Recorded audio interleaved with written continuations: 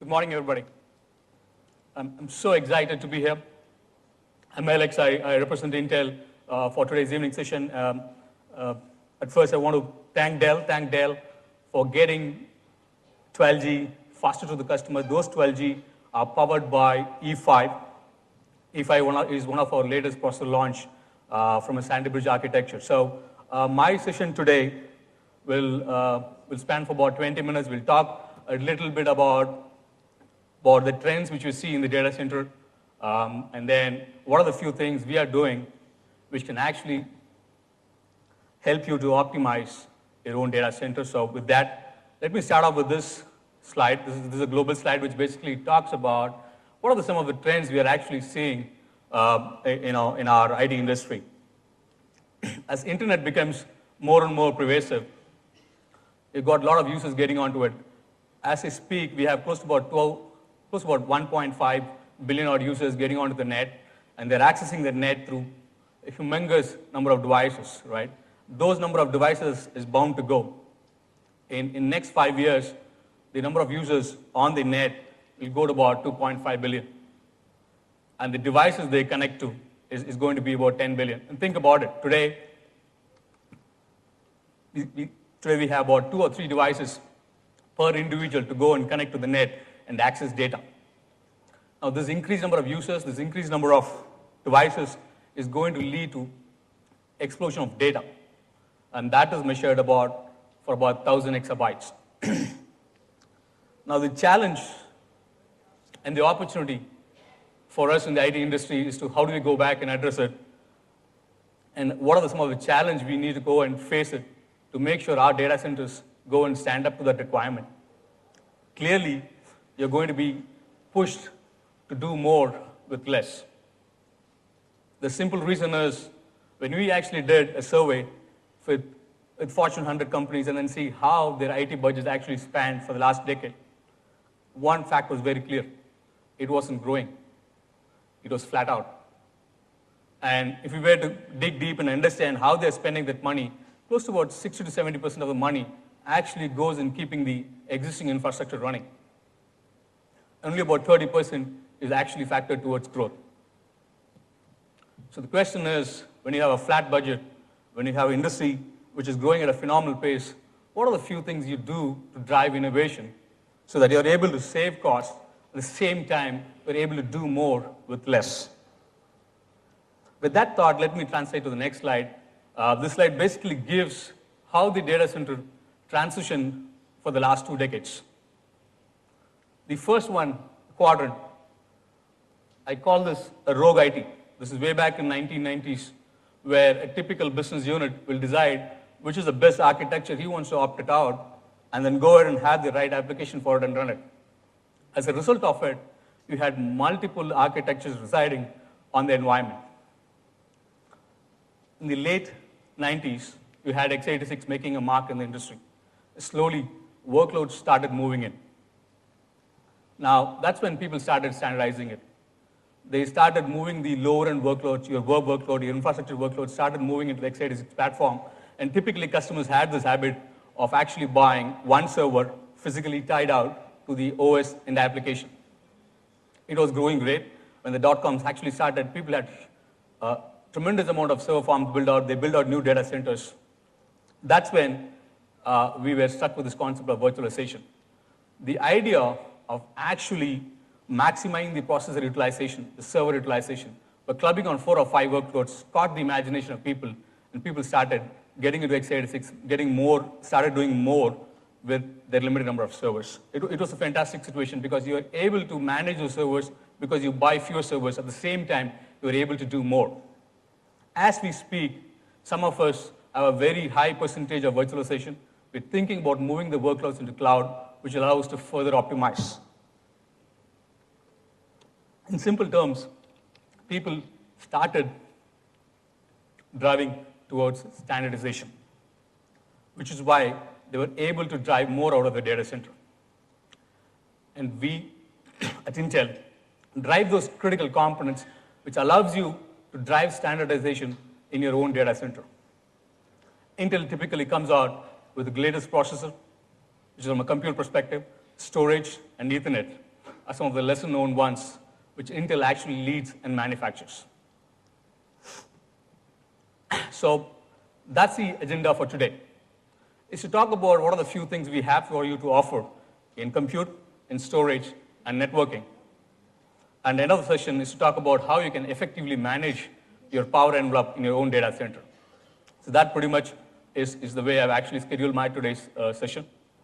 I'm starting up on the compute perspective with a very, very familiar slide. We call this a TikTok slide. Basically goes on to see how we go about and develop products, right? So when Dell plans to launch the 12G, and in my earlier presentation I mentioned that actually 2 years of work is actually started off before we actually launch a server.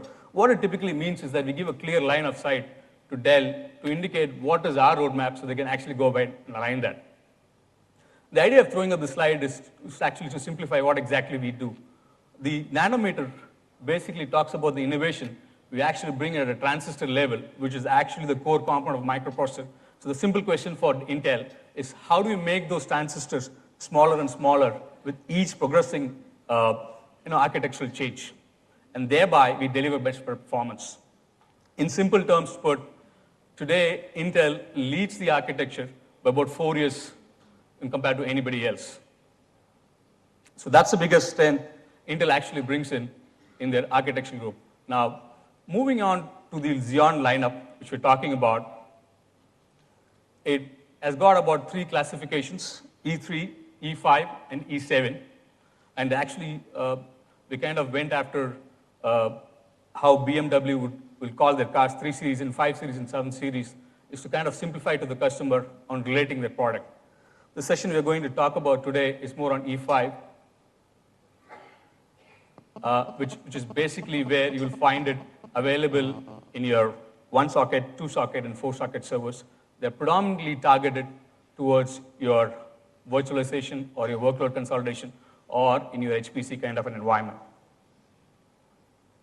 So in simple terms, what you actually get out of E5 is 80% much better performance compared to the earlier generation, which is based on Nehalem architecture. So the simple question comes in, how did we manage to do that? I'm actually dwelling deep a little bit on the architecture to kind of give an indication. What are the few changes we went about in making E5? The first thing to note for is the core. We actually gone ahead and increased the number of cores from 8 to actually 10 out here. The other thing we went ahead and did it is actually is increase the memory capacity. From a 3-channel, we made it to a 4-channel, and each channel can actually support about 3 DIMMs. So in effective, we have about 24 DIMMs. To put it in another perspective, you would probably be able to have close to about 768 GB of data or memory available in your server. Now, what also we did is that since we've increased or since we minimized the number of transistors we're able to pack in E5, we had the option of making I/O better. So what we did is typically had this I/O hub, which typically is there in the motherboard. Now that got gone and moved ahead into the processor. Now, once we're able to do that, automatically you get a 30% bump in performance because you've cut off the latency which actually comes in when it's done at the motherboard level. And then you're also able to increase the number of lanes. So the PCI lanes actually gone by 32 to 80. So if we were to go back and check what other changes we did to enhance the I/O performance, this basically shows the data flow in the earlier architecture, which is your 5600 processor, or you could more relate it to your R710 you're currently buying now. If you actually look at the data flow from the network adapter, moves on to the I/O hub, and then hits a processor. Now, processor cannot take this data directly through its cache, so that has to go ahead and hit the memory and come back. And we realized by actually integrating the I/O hub from the chip, from the motherboard to the chip, you'll be able to reduce the latency by about 30%. What we also did is had PCIe 3 Express integrated into in the lanes. And most critically, what we also did is, since we're able to have that I/O hub integrated in the chip. Now, we built an intelligence to that. So, for example, depending upon the process state, um, it can decide whether it wants to take data directly from the network adapter to all the way up to the cache, bypassing the memory, and thereby giving you close to about 2x performance. And that's what we mean by data direct I/O.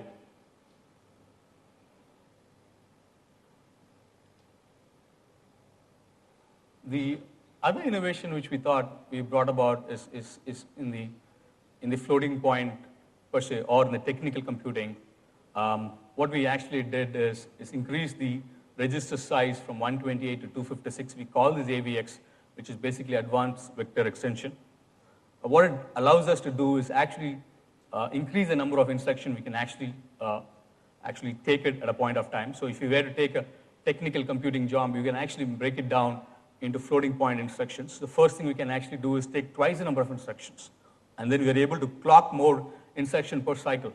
So that way, when you actually do a workload simulation, or if you're actually creating a prototype of a car, or if you're actually doing an engineering work, the performance gets much faster. It actually goes to 2x optimization because of the AVX.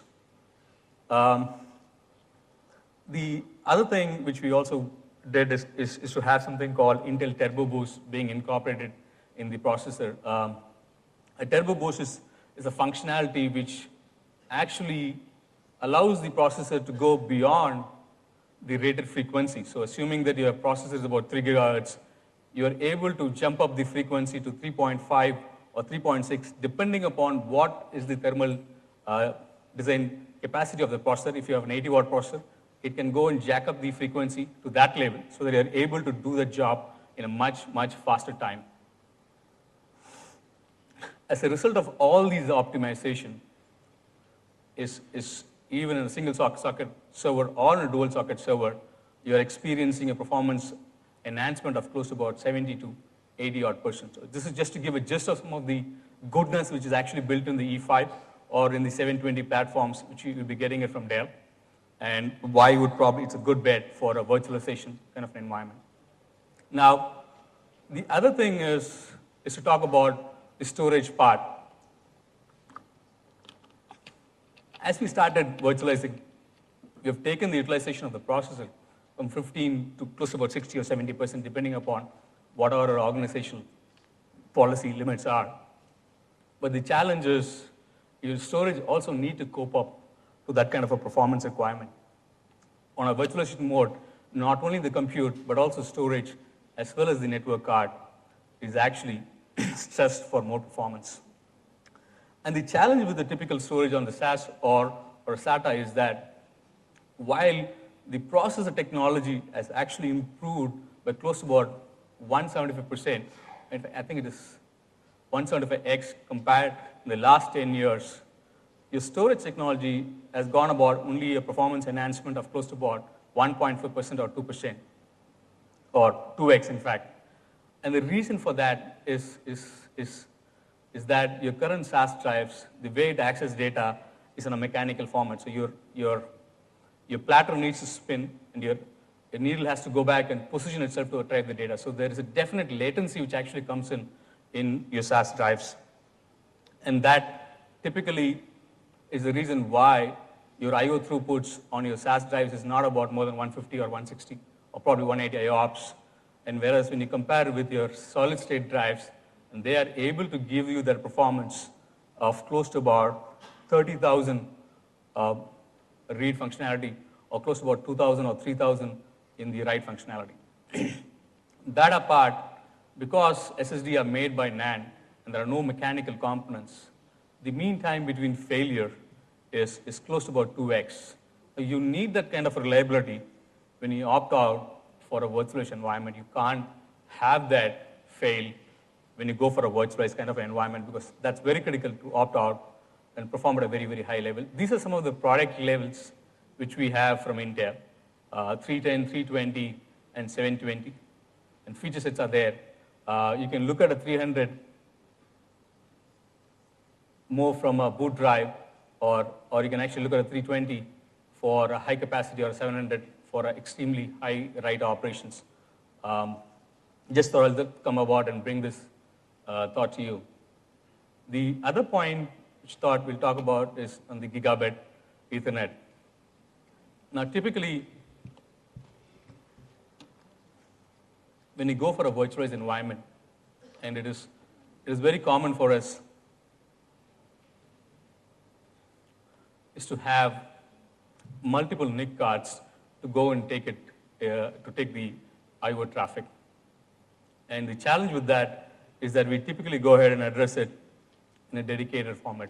Though we have virtualized the server in the compute facility, because of the number of traffic which goes through the I/O, we normally give it in a dedicated option. The complication which actually arises is that it's very, very normal for you to see that you will have close to about 8 ports per server. And the challenge which actually comes about by having increased number of NIC cards in a server is because your power consumption goes up by 45 to 50% at a rack level. And not only that, if you had to have this cabled out to your switches, it increases the number of cables which is coming out of the server, and thereby the complications in having it in terms of performance. So the solution to it is to start considering a 10G NIC card, which basically reduce or allows you to do a port consolidation from 8-port or 10-port kind of an environment. See if you can actually reduce the number of ports that are coming out of there, reduce the cabling effort involved into it, and thereby the switches, and hopefully allows you to have a better virtualized environment.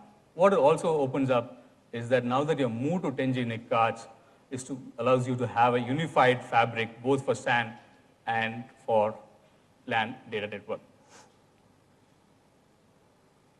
We actually went ahead and benchmarked how Intel NICs perform vis-a-vis the competition.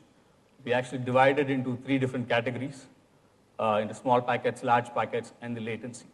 One of the difference the Intel NIC functions is actually works in tandem with the processor. It doesn't completely download the workload to the NIC. Unlike the competition where the entire workload is actually done at the NIC level, you have a processing and the memory available. Both in small packets and in latency, we lead the performance. We're comparable in a large packet kind of an environment. And because we don't have any computing or any memory available in the NIC, which is exactly why you'll find Intel NICs performing much better at the same time, costing only about 50% of any other competition you want to consider. Now, the other important innovation we managed to do it in the E5 is known as Power Node Manager or a data center manager. In essence, our processing technology today allows to have that level of control at the processor level. Your processor is able to decide the kind of workload it is doing and thereby decide what kind of a frequency it needs to operate, and you're able to kind of make it in tune with the workload you're doing. Once you have that kind of an instrumentation built in at the processor level, the core level, you're able to optimize on how you actually control a server. Assume that you have a 5 kVA rack, and if you have populating 2U servers, which basically takes about 500 watts per server, you'll typically go and packet 10 server per rack, right? And an ideal situation, your processor or your server will not actually go and consume that 500 watts. It depends on the workload, it depends on how it is sized. Your Power Node Manager allows and tells you, hey, look, this particular server or this particular power consumption on this rack is only about 300 per server on average. So you have actually only consumed 3 kVA, you have remaining 2 kVA. Now that intelligence allows you to take a decision. You could take a decision to actually go and populate more servers. Now you can, from 10 servers, you can go ahead and say, look, if it's only going to take 3 kVA, then I have got remaining 2 kVA, so probably I'll go and populate 6 more servers. It allows you to increase your rack density. What it also allows you to do is that it also allows you to set a thermal envelope at a rack level or at a data center level. Whatever a Power Node Manager is able to do at a node level, extrapolate it for a data center or row level, and that's what a data center manager does. Allows you to create thermal envelope at a rack level or row level. Based on that, you are able to take policy decision assuming that if you've actually set up a power envelope of 5 kVA, populating 15 or 16 servers, and if the power envelope on that rack is supposed to exceed, then, assuming that you're actually virtualized, you're able to move workloads from that rack to neighboring rack. So effectively, you're able to manage power. And this is currently available in your Dell OpenManage server. So with Dell OpenManage, you'll be effectively able to manage about 2,000 odd servers in your own data center. You'll be able to optimize power. And that's principally because of Power Center and Power Node and Data Center Manager. That pretty much brings me to the end of my session. Thank you.